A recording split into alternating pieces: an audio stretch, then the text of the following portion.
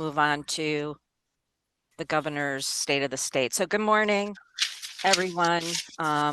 Welcome to today's presentation on the Round 2 VNCP grant opportunity. My name is Sarah Antonacci, and I'm an Assistant Director of Grants Administration at the Dormitory Authority of the State of New York, or DASNY for short. DASNY will be administering this grant program on behalf of the New York State Department of Veterans Services, or New York State DVS, or periodically I will just shorten it to DVS. With me on today's call is Jonathan Fishbein, General Counsel to New York State DVS, as well as others from DVS and DASNY. DASNY staff will be providing technical assistance as it relates to today's call. And I'm going to pass this to John, who will be going over some of the features of the interface with you right now. Thanks, John. Good morning. You got it. Good morning, everybody. My name is John Quinlan. I work in the Office of External Relations. I'm the Manager of Communications and Marketing. Welcome. Just want to let you know that this is going to be recorded, and following the session, we will upload it to YouTube, and Sarah will be uploading that to the portal so that you can all access the recording and any questions that were asked. If you do have questions during, please use the chat function. And Karen and Sarah and Jonathan will be able to see those questions coming in and do their best to address them all as they receive them. And that's about it. Welcome, and I'll pass it back to you, Sarah. Okay, thanks, John. And this will be uploaded to the DVS website for anyone who would like to repeatedly watch it. And if you know of anybody who is going to apply, they can also be referred to that website. So while we will, as John said,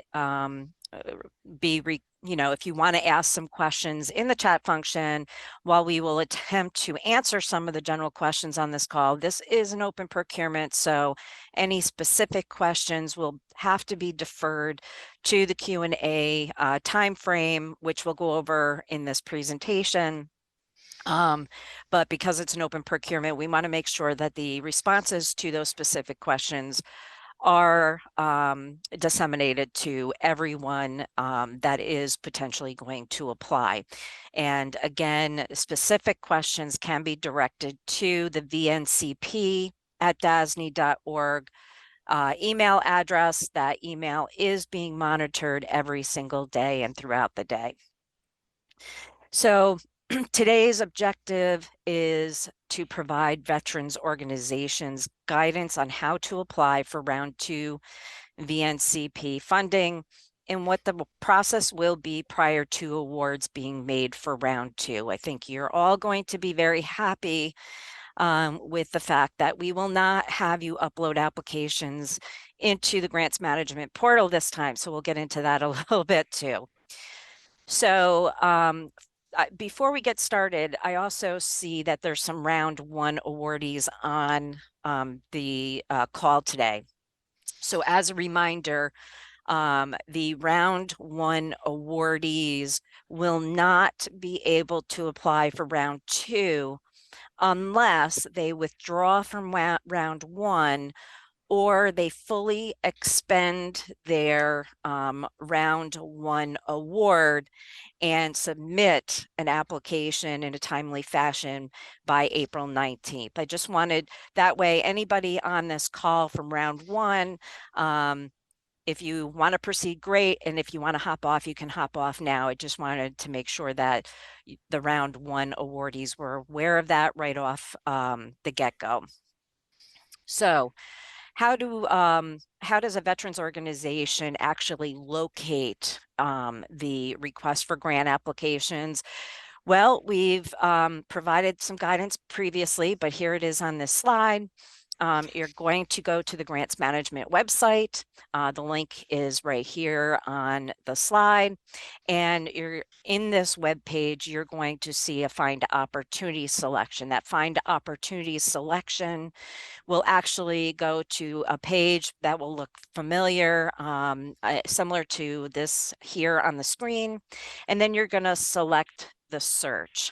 And that's going to open up this screen here where you can actually search for the grant opportunity. The best way to search for that opportunity is to type into this search by grant opportunity field the acronym for the Veterans Nonprofit Capital Program, which is VNCP.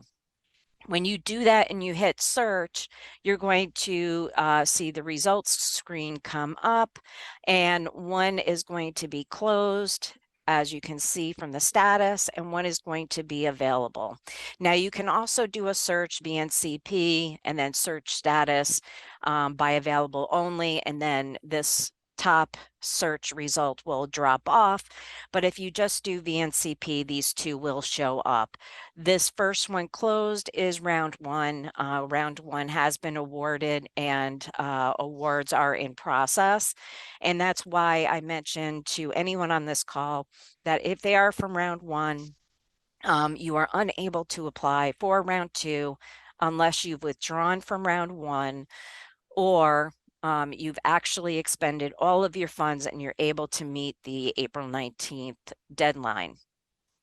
Okay, so when the result page comes up, and whether it's one result or two, you're going to select the open available grant opportunity by clicking on the link VNCP right here in blue, and it's going to upload the grant opportunity portal, grant opportunity profile in a new page. This is going to give you a great deal of information, including this Zoom call, the question and answer time frame, but most importantly, you can actually open the grant opportunity here. It is only the RGA. You're not going to see a template on this screen for a type-in version of the application. So my recommendation is that you actually go to the Department of Veterans Services website. That will give you all of the information in regards to this RGA. The RGA also has a number of different exhibits and appendices, one exhibit and a number of appendices. So that you can read through the frequently asked questions are in the RGA, the scoring. There's a number of documents in the RGA that's going to provide you with a wealth of information, from key dates to the type of organizations that are eligible to apply, feasible projects, the criteria. Anything that's required to be uploaded with the application is going to be outlined in the RGA. Okay, it's highly recommended that you all read through the entire documentation of that RGA, the RGA, all of the attachments, and then February 16th is our next event, and that is to have specific questions submitted so that we can post responses to the Veterans website by no earlier than March 1st of 2024. Again, and nothing is going to be posted to the grants management portal. It's all going to be done on the New York State DVS website. This includes on their website a fillable application. So if we'll get into that in a minute, but if you don't want to actually print and handwrite a application, you can actually download a fillable application, complete it, attach, save it, because we don't want you to lose any data, and then create your file that you're going to submit in April on your computer. So we'll get into that a little bit more in a moment. Again, the key dates are noted on this slide. Again, the February 16th 2024 deadline. And again, many of the questions can be answered by reading through those materials. So I highly recommend that you do that before submitting questions by February 16th. The March 1st, 2024 document will be in PDF and it will be available to all. We'll make sure that a notification goes out when the responses are posted to the DVS website. And on April 19th is when the applications are due, and they are due. You have to send in your application to VNCP at dasney.org this year, and we'll touch on that a little bit in a moment as well. So as a reminder, before submitting that application to VNCP at dasney.org, your document vaults or soon to be pre-qualification application. And again, we're going to go into this a little bit in a moment, but as you may or may not know, the grants management system or the document vault process is being converted to the state financial system, or SFS for short. And again, that has to be done prior to submitting an application. We allowed that to go through the last time, as long as you applied by the or did a document vault and had a document vault pre-qualified by the application due date. We let that slide the last time. I'm not so sure we're going to be as generous this time. So make sure that that document vault is pre-qualified by April 19th. And again, during the pre-qualification process, you must check your spam or junk folder to see if there were any kickbacks from the pre-qualifying agency. It's not a one and done process. You'll submit that document vault to your pre-qualifying agency that you've selected. They will review all of your responses and the documents you've uploaded, but if they need more, they're going to send that document vault back to you for resubmission. So again, I believe the new system is going to work the same way, that you will be notified that a modification is needed. And then you'll have this back and forth with the pre-qualifying agency until such time you're pre-qualified. So where can a veterans organization find the VNCP application? So the round 2 VNCP application, which looks like this on your screen, can be located on the VNCP DVS website. So this is a link in the document resource area. It's called VNCP Round 2 Fillable Application.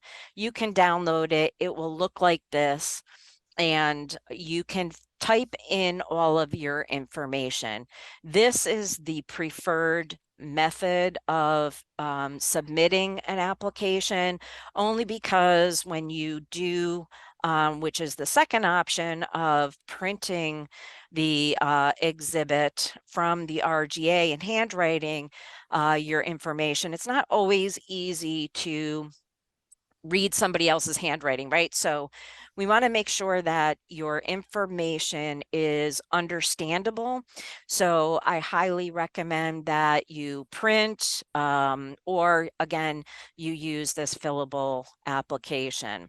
If you use the fillable application, there is this disclosure if you're signing electronically that you are signing, such as signing pen to paper. So it is still a legal document. So make sure that you are having an authorized officer actually execute that document on behalf of the veterans organization.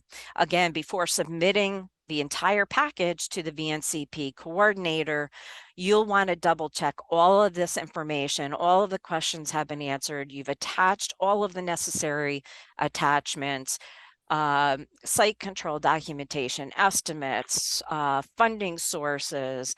If you're fully funding the project with the VNCP grant, obviously you'll have no attachments other than the estimate. Okay, so again, it will be required for every applicant to complete and return round two VNCP application. If you're unsure if you qualify to apply, if they have the proper documentation necessary to upload the grants management document vault, if they can meet the requirements outlined in round two, we recommend that you reach out to your financial team or your legal team to make sure that they are providing guidance, as DASNY and DVS are not going to be able to advise you because, again, this is an open procurement. And again, as a reminder, definition of an authorized officer is someone who can bind the organization into a contract. Any documents submitted during the procurement, award, review, and reimbursement process is subject to audit, and therefore it is highly recommended that the applicants verify that the authorized officer has the authority to do so. You can do this by, again, talking to your legal team, checking your board minutes, your bylaws. Again, this is not something that DASNY or DVS can provide guidance on. Okay, and then again, you'll be all happy to know that you do not need to upload this to the grants management portal. This is an application and backup documentation that can be submitted via email to VNCP at dasny.org, and you must submit it by close of business on April 19th or before. We are not going to review these ahead of April 19th, so recommendation is to take your time in completing the documentation and double checking your work and verifying that you have everything that you need before submitting it. Because if there are multiple applications, we will only review the first application that is sent in. Now, some people are wondering, well, what if I have difficulties with sending it in as one email, one package? So if you're unable to submit an application package in one email, we just ask that you try to identify that when sending it, that you're sending in, this is email 1 of 2, 1 of 3, 1 of 4. And if you're not sure how many emails that it's going to take to submit the documents, just put this is email 1 and then say this is email 2. But again, if you resubmit that application in subsequent emails, we are only going to look at email 1. Okay, so be sure that your emails are very clear and that you don't have duplicate information in the subsequent emails afterwards. Okay. So once the application deadline passes on April 19th, DVS, with the assistance of DASNY, will download all the applications and documentation that has been submitted. And we will do a eligibility review of each application submitted. So what does that mean? For round two, VNCP application to move from the eligibility review to the scoring phase, an application must pass all of these questions noted on this slide. And these questions are also noted in Appendix D of the round two VNCP RGA. So again, this is, a friendly reminder that a lot of information is in that RGA. So highly recommend you read through that. If there is a fail to any one of these eligibility questions, an application will not move to the scoring phase, and no further reviews of the application will be conducted by New York State DVS or DASNY. The eligibility review will be conducted by reviewing page 1 of the application along with other means like the New York State Department of State to verify some additional information, or through the state financial system, the document vault. We're going to be looking at IRS determination letters and possibly some of your corporate documents that you are going to be uploading into that document vault. So as a reminder, DVS and DASNY will not read the application in its entirety during the eligibility process. Rather, this will occur during the scoring phase. So please do not write "see attached" in the first page of, I'm going to go back here, in this first page, please do not in these grids put "see attached" or "see narrative" or anything like that. We want to be able to look at this first page and make some determinations on whether an applicant moves to that scoring phase. And again, we're going to go over some of these questions. The first one, has a document been pre-qualified in the document vault? Again, we're going to verify that you pre-qualified a document vault, or now soon to be called a pre-qualification application, in SFS. It will be checked, and there is a history there. So we will be able to see if that document vault was actually pre-qualified prior to the submission of the application. Was the entity in existence for at least 5 years? Well, the Department of State will tell us this. Now, with some of the veterans organizations, you may or may not be in the Department of State. So this is where going to your document vault is going to be crucial in looking at your IRS determination letter to see if you're a subordinate under a parent organization. And if so, hopefully you've attached the a letter from the parent organization saying how long you've been in existence, what your FEIN number is, and if there is a subordination page to that IRS determination letter, that's always helpful as well. So the last one is project has an estimated useful life of 10 years or more. This is going to be a preliminary review. Again, a quick review to make sure that it appears that the useful life is going to be 10 years or more. This is a bondability issue. If the useful life is not at a minimum of 10 years, then this could fail after scoring or during scoring. It could fail after awards have been made, during the DASNY review process, and even, later on. So we need to make sure that you take a look at the examples in the RGA, and not all of, there are going to be some projects that are not listed there. I will say that we're not forcing you into the projects that are noted in that appendices, but rather these are just examples of what we would consider a project of at least a 10-year useful life. There are other projects that came through in round one that were not listed, and they made it through. So, but again, they are still under scrutiny in round one to make sure that they have a useful life of 10 years or more. So I just want to make sure that everyone is aware, even though you get through eligibility, there is still some scrutiny being taken on the applications as we work through the process. Okay.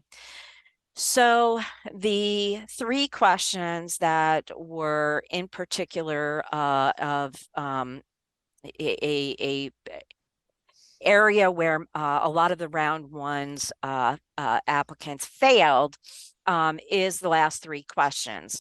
So we're going to go over those 3 questions right now. So the 2 questions talking about, is the applicant organization incorporated under 26 501c19 or 501c23?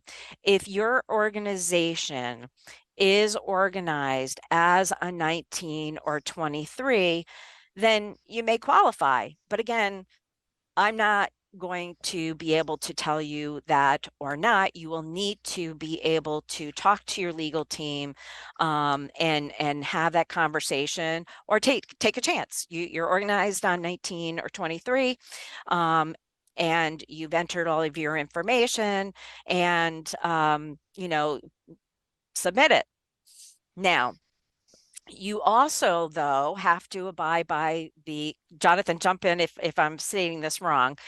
In addition to 19 or 23, you also have to abide by the membership. And if you are not a 23 or a 19, rather you're a C4, another veterans organization or not-for-profit organized under something other than a 19C or 23, you must meet the requirements of the membership, and more often than not, it's going to be the membership under the 19C requirement. So you could be a C, 5, I'm sorry, a five, a A C4, C4. a 501c5 or a C4 with the membership requirements under 19. Correct, Jonathan? Am I stating that properly? Yes. Okay. And you'll touch on the other requirement of the 1880. Yes, and most organizations will not fall under this membership, because most organizations that are organized outside of 26 I'm sorry, 26 USC 501c19 or 501c23 have not been organized prior to 1880. But if you are, then obviously you would have to meet these membership requirements if you're a 501c4 or something other than a C23 or 19. Good? This was a challenge for me, so I'm relying on Jonathan to be my backup here. Just to make clear, the if the entity is organized as a C4 or anything other than a 23, they or if it has been if it was organized before 1880, they can use the membership requirements of 501c23. If they were organized 1880 onward, then they have to use the membership of 501c 19. So most everyone is going to if they're going to qualify, will qualify under the C19. Right. The memberships of C19 if they are not a C19, correct? Correct. Okay. And again, if there's any specific questions about these two questions, again, we refer you to your legal team, or you can write us a email to vncp@dasney.org. We'll try to clarify that a little bit more, but thank you, Jonathan, for providing me backup on that. Okay, so last but not least, does the applicant organization have at least 15 active members? Noted on page 1, again, you're going to see this grid on page 1. Again, please, please, please, cannot stress enough that you write in your numbers on page 1. We do not want to have to go deep diving into, and we won't. So if your numbers are not on page 1, then you may actually be, you may not pass the eligibility review. So please be sure, yeah, your numbers are here, and there must be a 15 active dues paying members in 2023 in order to pass this question. And again, we highlighted in the application process in the RGA that members that are noted in this grid are dues paying members, returning dues paying members totals. So please, if there's, again, clarification that is needed in regards to what is required in the application, please submit those questions by February 16th. The percent on C is, I'm sorry, the C question underneath this grid, percent of 2023 dues paying members, is on average the active dues paying members that are actively participating in events. So in this example on the screen, we have looked at our dues paying members, and we determined that in our example, veterans organization, 48% of the members were due paying members. The numbers up here, Hold again, on, Sarah, hold on. yes. You just said that they're 48% are dues paying members. 48% of the dues paying members are actively participating in the Thank event. you. Just want to Thank be you. clear on Yes. And then also the numbers up in this grid, DVS will be looking at to make sure that the membership is actually abided by. So I just wanted to state that these numbers are important for verifying this information on the prior two questions. Correct, Jonathan? Yes. Okay. Thank you. Appreciate that confirmation. Okay, and applications that do pass all of the eligibility questions will continue to the scoring phase. The VNCP scores will consist of a combination of DASNY and DVS staff, just like round one, and each scorer will score each VNCP application. The score sheet for round two has been provided as Appendix E to the round two VNCP RGA, which again, we also recommend that you review before submitting an application. The points for the different components will be similar to the last round, as you can see, and with the emphasis again being on the project and how the project will be paid for. So again, eligibility of the project is going to be worth 60 points. The financial review is going to be 30 points.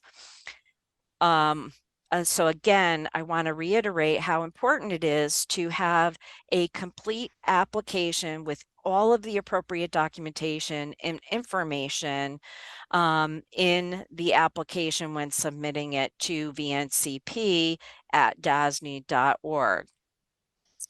And that you pay attention to the criteria outlined in Section 7 of the RGA. Those questions, which are comprised of these categories on this slide, are expanded on in Section 7. And this is why we say it's so important to have a robust narrative, because theoretically, you are not going to be able to score a 70 or above unless you have that robust narrative. So please, please, please take a look at the entire package that has been provided to you, and make sure that when you submit your application that you have everything necessary when submitting that application to VNCP at dasny.org. And it will be your responsibility to make sure, and I will do my best to verify that your email has been received by, just saying received note coming back to you. And again, you'll want to check your email spam or junk folders to make sure that you've gotten that, so you're not calling or writing again saying, hey, did you get this? I will try to notify you that your emails are in receipt at vncp at dasny.org. So once the scoring has concluded, DASNY will provide the results of the scoring phase to DVS, and it will be DVS who will be making the ultimate decision on the awardees. And just like this last time, we will post the awardees and move on to our reviews. Anyone failing will get, both awardees and failures will get an email. Again, you must check your spam or junk folders to make sure you've received those emails. And again, those emails will go to whoever is the contact listed on your application. So make sure that you have a valid name, email, and a contact person that we can reach out to. Okay. Moving on to New York State Grants Management. Again, this is a critical piece. You have to have a document vault pre-qualified by the time you submit your application. New York State Grants Management is going through a conversion. The website for Grants Management is here on your screen.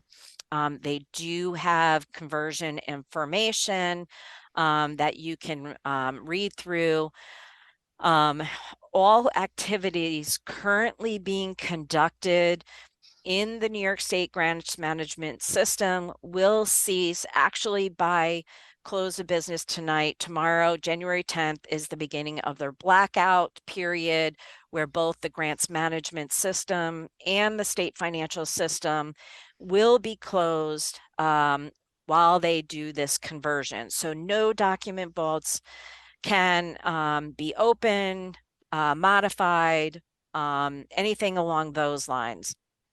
So between January 10th, tomorrow, and January 16th, when they are anticipating on going back live with the state financial system. So you'll have to pre-qualify in the state financial system after January 16th. I can't stress that enough. The document vaults will no longer be available through the grants management system.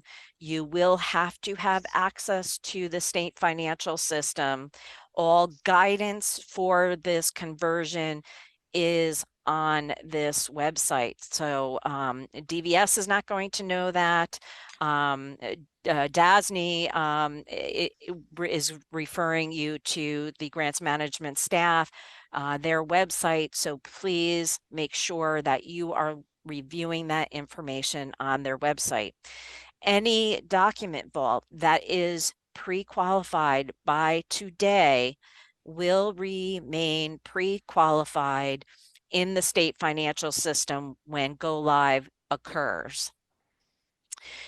If you are not pre-qualified by close of business today, and I just ask for your patience because I know that the pre-qualifying agencies are going to be extremely busy today, and they are going to do their best effort to make sure that you are pre-qualified by close of business, because unfortunately, if you are not pre-qualified by today, you will have to start the process over when they go live in the state financial system. Your documentation will not be converted over between the grants management document vault and the pre-qualification application in the state financial system. Again, in between today with your document vault, if someone needs a modification to your document vault while they're pre-qualifying you today, the pre-qualifying agency will be sending you an email. So please be monitoring your junk and spam folder and your inboxes to make sure that you have no notifications, because if it's just something small, you need to, update and add your amended incorporation papers, and it's something that you have readily available, and you can get this done and out of the way and be totally pre-qualified by close of business today. We want to be sure that you're getting that done, because again, if that's the last thing that you need, then you're done, you're over with, you're pre-qualified in the new system. But if that goes by the wayside and unfortunately you're not pre-qualified by the end of today, then you're going to have to answer all the questions, you're going to have to answer or upload all the documents, et cetera, et cetera. So again, please be sure to monitor your email inboxes. After go live, when SFS goes live, and now you're going to be pre-qualifying in the state financial system, New York State Grants Management is offering some assistance through some webinars, conference calls, whatever it takes to make sure that everyone is situated with a document vault and managing it in the state financial system before your applications are due on April 19th. So please, again, we defer you to the grants management webpage for additional information. Again, it looks like they're providing some calls between Wednesdays between 11 a.m. and noon. Again, that information will be on the grants management website. And as a reminder, all of your corporate documents should have a uniform naming convention for your organization. So if you are registered in the Department of State as XYZ Incorporated, then we expect to see your bylaws, your IRS determination letter, all of these other documents to say XYZ Incorporated. If there is something altering from there, you want to make sure that this is taken care of before that document vault gets uploaded and submitted. And again, I stated this in the beginning of the presentation. If a veterans organization is a subordinate under a parent organization and has not, actually didn't say this, but if you are not in the Department of State, you should take a look at the Department of State guidance, which again is also on that VNCP website on DVS's webpage. That goes over how to file or receive a copy of your certificate of election. That's not going to be for all veterans organizations, only a small few who are under the umbrella of that parent organization.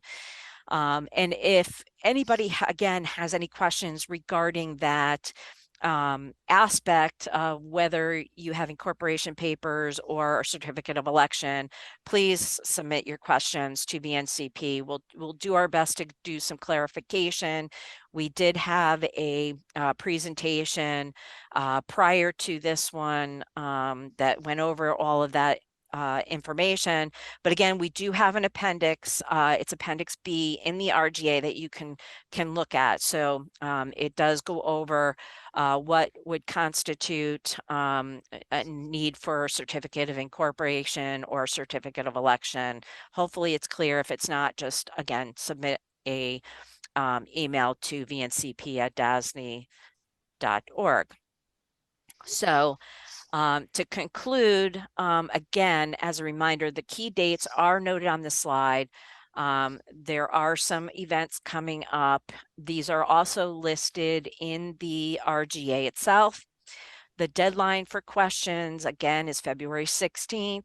Any questions that were not answered in this presentation or after reviewing all of the documentation that has been provided to you on the DVS website, please email vncp@dasny.org. That is on here. It's also in the RGA. We will post those responses no earlier than March 1st, 2024. We will provide notification as we did with this Zoom call via email to notify via email that the responses have been posted. I want to thank everyone for joining us. And Karen, Jonathan, do we have any general questions? There are a number of questions in the chat. I don't know if we can answer them, but some of them might be helpful to be answered. So okay. Dasny. All right, let me scroll up and take a look. So just be patient with us while we're reviewing this. Okay, thank you. Whoever posted the DVS website, there is a link down below in the main page. So it is veterans.ny.gov, but you have to, from the middle of the main web page, there's going to be a Veterans Nonprofit Capital Program little button you can press on that will bring you to the information behind. So, and it's also listed throughout the RGA. So, and the FAQs. Are Veterans Memorial or expenses associated with the Veterans Park eligible for this grant? Unfortunately, we are not going to be able to answer that question on this presentation. You should refer to the guidelines provided as it relates to what constitutes a capital project, the appendix in the RGA, and talk to your financial or legal team as it relates to specific questions relating to eligible entities as well as projects. I apologize, Michael, I'm not going to be able to respond to that. Is this a reimbursable grant? So again, the FAQs will go into whether this is a reimbursable grant. It's a great question. We prefer it to be a reimbursable grant. However, there is a payment on invoice option that is discussed in the frequently asked questions. Some of our veterans organizations do not have the ability to pay out to their contractors in the first instance. So your contractor will have to agree to a 30, 60, 90-day payment. They will have to invoice the veterans organizations for work performed. You will have to set up a segregated account.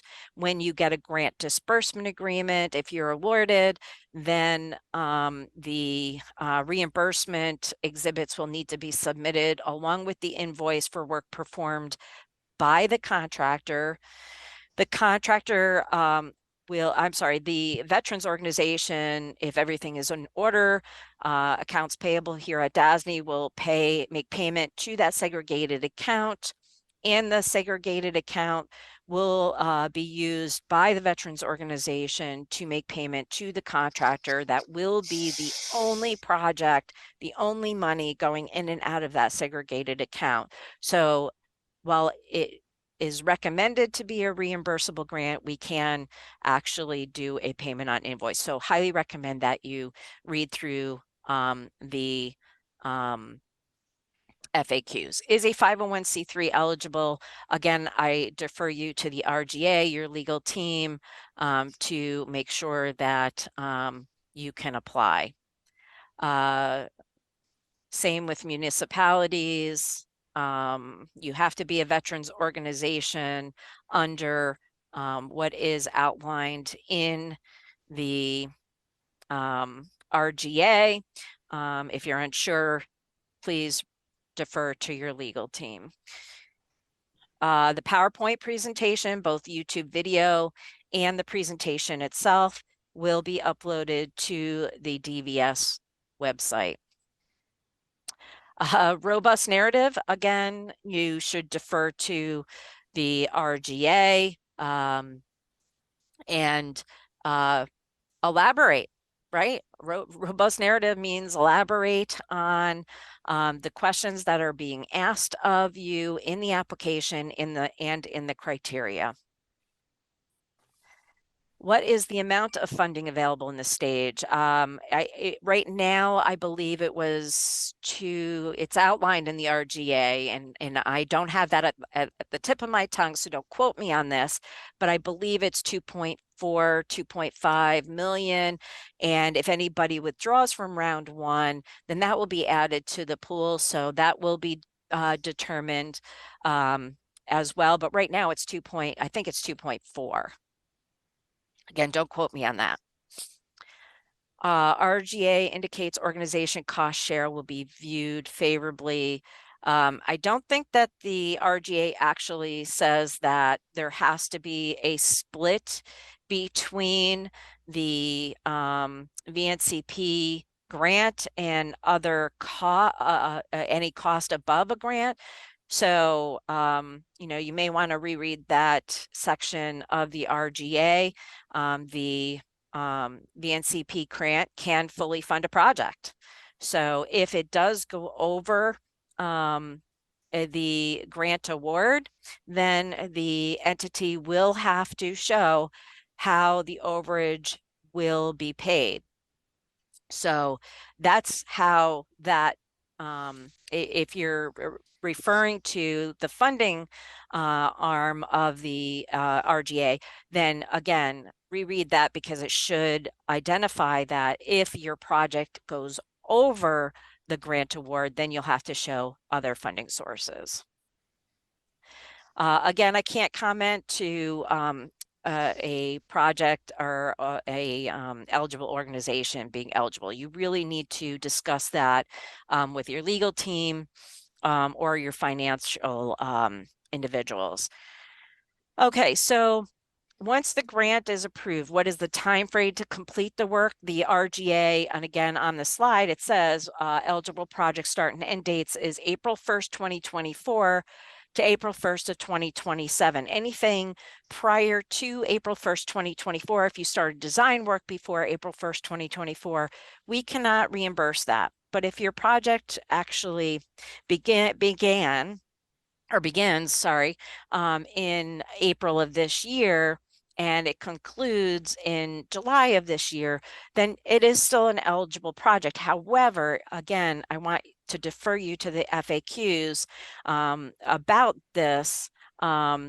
You want to make sure that you want to hold on to that expenditure until such time you have a grant disbursement agreement in place. We recommend that you not start your project until you've been awarded and you have a grant disbursement agreement, because there is no guarantee of those funds until you actually have a grant disbursement agreement. So please read through those frequently asked questions to go over that in more detail.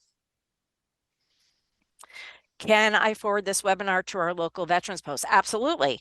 And that's why we emailed the municipalities, is so that they could actually notify their posts. And this webinar, this presentation YouTube video will be uploaded, so they can watch it right through until April 19th. But again, questions and answers are coming up. So if they have any questions about the request for grant applications, they're going to need to submit by February 16th. So you should notify them sooner rather than later. Is a loan from a member acceptable for initial funding of a project?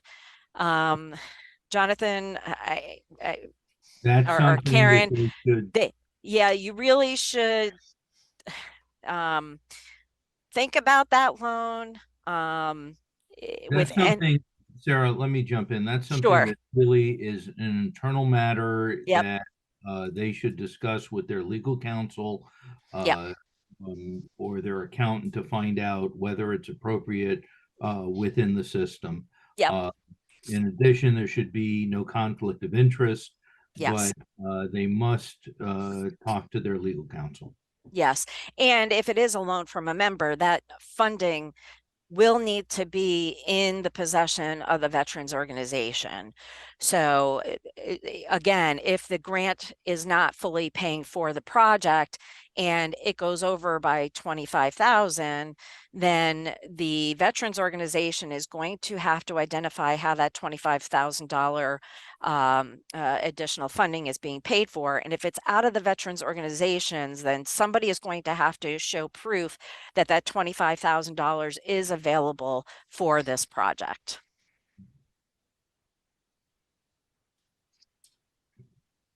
Okay, is there any other questions?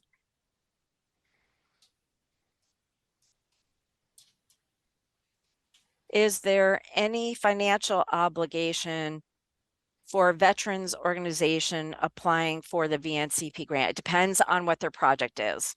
You really, again, we'll have to read through the RGA. If again, the project exceeds the VNCP grant award, then they will be obligated, yes. Okay, thank you very much for that. Kudos. I'm not sure who that was, but that is much appreciated. At this point, we are going to stop the recording, John, if you could, and we will be posting